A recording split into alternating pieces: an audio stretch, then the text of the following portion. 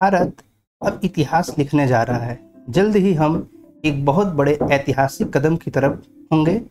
23 अगस्त को हमारा चंद्रयान-3 लॉन्च होने वाला है। चंद्रयान बनने की प्रक्रिया से लॉन्च होने की प्रक्रिया को हम लगातार देख रहे हैं। इसके अलावा देखा जाए तो कल चंद्रयान-3 का जो है प्रोपल्सन मॉड्यूल और लैंडर मॉड्यूल सेपरेट होगा, यानी अब बिल्कुल इसरो अपने फाइनल चरण में पहुंच चुका है। और जैसा कि हमने देखा कि ये लैंडर मॉड्यूल और प्रोपल्सन मॉड्यूल जैसे ही अलग हुए, एक खुशी की लहर दौड़ पड़ी और अब जो है नेक्स्ट स्टेप हमारा है उन्हें लैंडिंग कराना। बता दें, चंद्रयान फर्स्ट जो है 22 अक्टूबर 2008 को लॉन्च किया गया था, जो 28 अगस्त 2009 तक एक्टिव था और इसने चंद्रमा की सतह पर पानी की खोज किया, जो कि ऐतिहासिक घटना थी। इसके बाद चंद्रयान सेकंड 22 जुलाई 2019 को लॉन्च किया गया। ये चंद्रमा की ऑर्बिट में गया। वहाँ पर लैंडिंग करते वक्त थोड़ी सी प्रॉब्लम आ गई, अदरवाइज इसने अपना पूरा काम किया, बस पार्शियली, यानी इवन हम मान सकते हैं 75 से 80% ये हमारा मिशन सक्सेसफुल रहा। और चंद्रयान 3 जो कि 14 जुलाई को लॉन्च हो चुका है और इसके लॉन्चिंग के साथ ही हम डे टू डे जिसकी पूरी प्रक्रिया को देख रहे हैं कि अब इसकी लॉन्चिंग के बाद इसके लैंडिंग की प्रक्रिया शुरू हो चुकी है। तो कुल 34 डेज लग चुके हैं, अब तक बीत चुके हैं और 17 अगस्त को प्रोपल्सन मॉड्यूल और लैंडर मॉड्यूल को जैसे ही अलग किया गया, अब हमारा जो लैंडर मॉड्यूल और प्रोपल्सन मॉड्यूल और रोवर है, अब ये लैंड करने के लिए रेडी है। बता दें, इसरो ने अपने ऑफिशियल ट्विटर हैंडल पर जो है एक मैसेज शेयर किया है कि thanks for the ride mate said the lander module. तो लैंडर मॉड्यूल ने प्रोपल्सन मॉड्यूल को थैंक्स कहा है राइड के लिए, और साथ ही साथ जो है अब ये आगे जो लैंडर मॉड्यूल है अब ये आगे जो है चलता जाएगा और इसकी ऑर्बिट को लोअर किया जाएगा, यानी आज 18 अगस्त को 4 बजे शाम को इसकी ऑर्बिट को लोअर किया जाएगा, जिससे कि चंद्रमा के और भी करीब जा सके। बिल्कुल जो है करीब 100 किलोमीटर के ऑर्बिट में मूवमेंट करेगा, ये रिवोल्यूशन करेगा। अगर देखा जाए, इसरो ने जो है the lander will have the capability to soft land at a specified lunar site and deploy the rover. और जो हमारा लैंडर है उसकी एक पूरी कैपेबिलिटी है कि वो सॉफ्ट लैंडिंग करेगा और एक पार्टिकुलर जो लूनर साइट है, जो कि चंद्रमा का लूनर सरफेस का साउथ पोल है, वहीं पर हमारी लैंडिंग की प्रक्रिया जारी है। चंद्रयान सेकंड में भी वहीं पर था, लेकिन वो थोड़ी सी प्रॉब्लम की वजह से नहीं हो पाया था। और वहाँ पर हमारा मेन पर्पज क्या है, इन सीटू केमिकल एनालिसिस। जो लूनर सरफेस है वहाँ पर हम केमिकल जो मिट्टियाँ हैं उनकी केमिकल एनालिसिस करेंगे, और ये पूरा काम तब तक चलेगा जब तक कि हमारा वो मिशन एक्टिव है।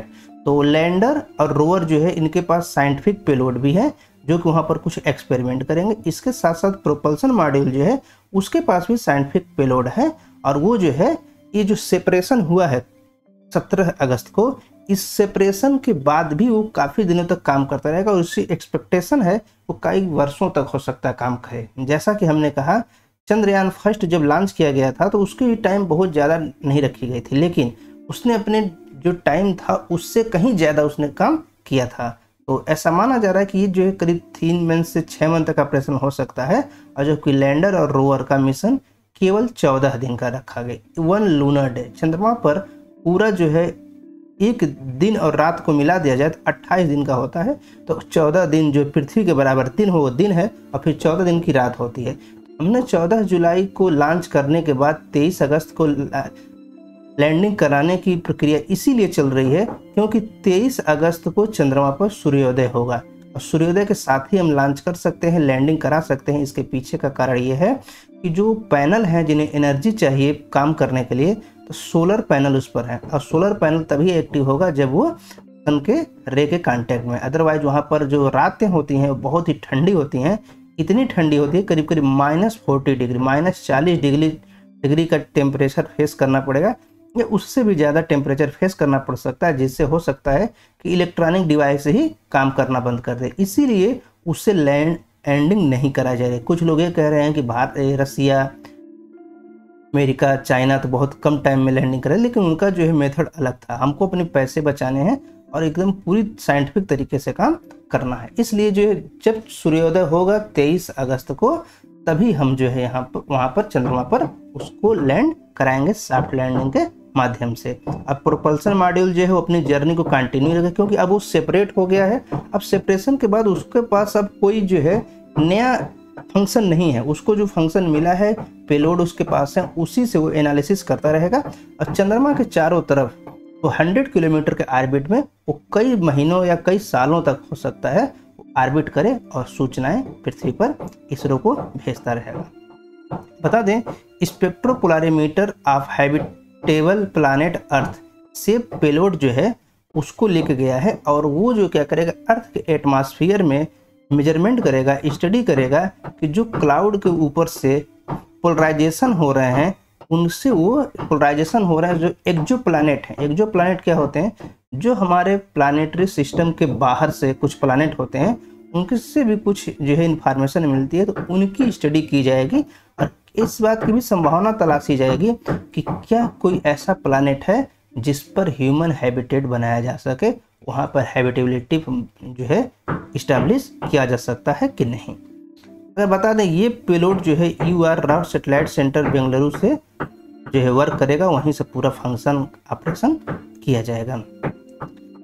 सेपरेशन हो गई है, तो सेपरेशन के बाद हमारा पूरा फोकस कहाँ पर है, तो पूरा फोकस जो आज 18 अगस्त को हमारा फोकस है, इसरो का फोकस है कि हम जो है जो प्रोपल्सन मॉड्यूल है उसके जो रेडियस है ऑर्बिट का उसे घटाएं, और घटाने के बाद जो है उसको एक फिक्स पाथ पर ला दें। इसके बाद जो है जो लैंडर मॉड्यूल है उसमें जो लैंडर और रोवर हैं उन्हें हम 23 अगस्त को शाम 5:47 पर, ये वो समय है जब वहाँ पर चंद्रमा पर सूर्योदय होगा, तो वहाँ पर हम उसे लैंडिंग करा देंगे। और लैंडिंग कराने के बाद हमारी जो है भारत, हमारी संस्था इसरो एक पूरे विश्व में बहुत बड़ा इतिहास रचने जा रही है।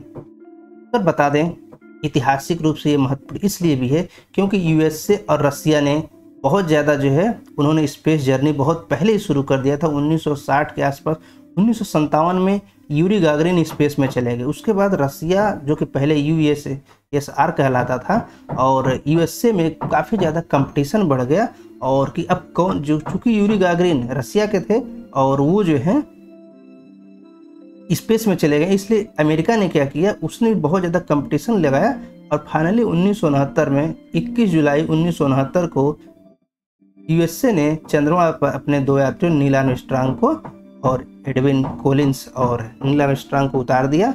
और इसके बाद हम देखते हैं कि चंद्रयान फर्स्ट भारत का बहुत ही बड़ा सफल मिशन रहा है, जिसने चंद्रमा पर पानी की खोज किया, जो कि नासा, चाहे USSR या चाइना के स्पेस एजेंसियाँ या यूरोपियन स्पेस एजेंसियाँ न कर सकी।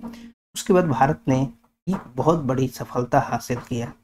इसके बाद देखें, अगर इस पूरी सफलता की बात की जाए तो भारत जो होगा दुनिया में चौथा देश होगा जो ये सफलता प्राप्त करेगा, यूनाइटेड स्टेट, रसिया और चाइना के बाद। लेकिन इंडिया जो है केवल एकमात्र कंट्री होगा जो लूनर साउथ पोल पर लैंडिंग कराएगा। यानी इससे पहले जो लोग लैंडिंग कराए हैं वो चंद्रमा के अदर सरफेस पर कराए हैं, मेनली इक्वेटोरियल सरफेस पर कराए हैं, जहाँ पर रातें बहुत छोटी होती हैं, कम होती हैं, एनर्जी ज़्यादा मिलती है, जो कि सोलर पैनल एक्टिवली अच्छे से काम कर सकें।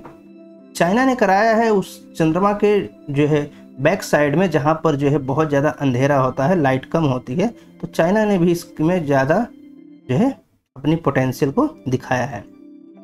तो अब इस कल जो है से सेपरेशन हुआ है लैंडर मॉड्यूल और प्रोपल्सन मॉड्यूल। तो union minister of state independent charge for science and technology doctor Jitendra Singh ने जो है उन्होंने क्या किया, काफ़ी ज़्यादा कहा कि एक्सक्लूसिव फाइंडिंग और input of the Chandrayaan 3 would benefit the entire world community. तो जो चंद्रयान लॉन्च किए गए हैं, इसके जो भी बेनिफिट होंगे वो सिर्फ भारत के लिए नहीं, पूरे वर्ल्ड कम्युनिटी के लिए बेनिफिट देंगे। तो वसुधैव कुटुंबकम जो हमारा ध्येय वाक्य है उसे कृतार्थ करने का प्रयास है।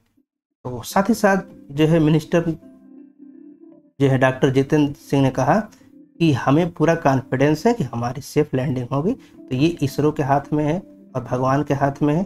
कल जो है आज जो है वो प्रोपल्सन मॉड्यूल की ऑर्बिट कम की जाएगी और फिर 23 अगस्त को हमारी सॉफ्ट लैंडिंग की जाएगी, और हम एक बहुत बड़े ऐतिहासिक कदम की तरफ बढ़ रहे हैं भारत एक बहुत ही बड़ा इतिहास रचने जा रहा है। तो ये था इसरो के चंद्रयान की जर्नी, और मिलते हैं फिर जैसे ही इसरो की तरफ से कोई अपडेट होता है फिर हम हाजिर होंगे नए वीडियो में। तो थैंक्स फॉर वाचिंग, एंड अगर आप चैनल पर नए हैं तो चैनल को सब्सक्राइब करें, लाइक करें, शेयर करें। Thank you.